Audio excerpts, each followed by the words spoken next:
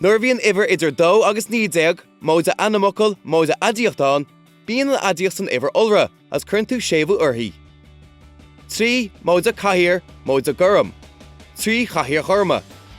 Má bhíonn ibhir mar 50, 30, 90, 100, 1000, milliún etc. I gceist, móide Ainmfhocal Aidiacht, bíonn an aidiacht san ibhir uatha as chuirn tú séamh uirthi nuair chalíonn sí Ainmfhocal bainiscinach. 50 móide lá bhfad. 50 lá fada. 100 móide bilóg buí.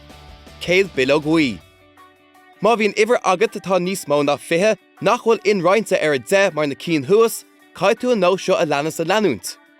Ceir cín is 50 de bhoscí móra. 7 cín is 10 de hiche nua. Déanamh cleachta beag anis na rialacha seo. Ahar na Ainmfhocal agus na hadiachtaí más gá. 3 móide bilóg glas. 3 bilóg glasa. 3 móide seomra mór. 3 cheomra mhóra. 6 móide oíche 10 fada. 6 ihe gada. 3 móide cápéis tábhachtach. 3 cápéis tábhachtach.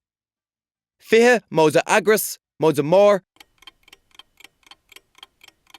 50 agras mór.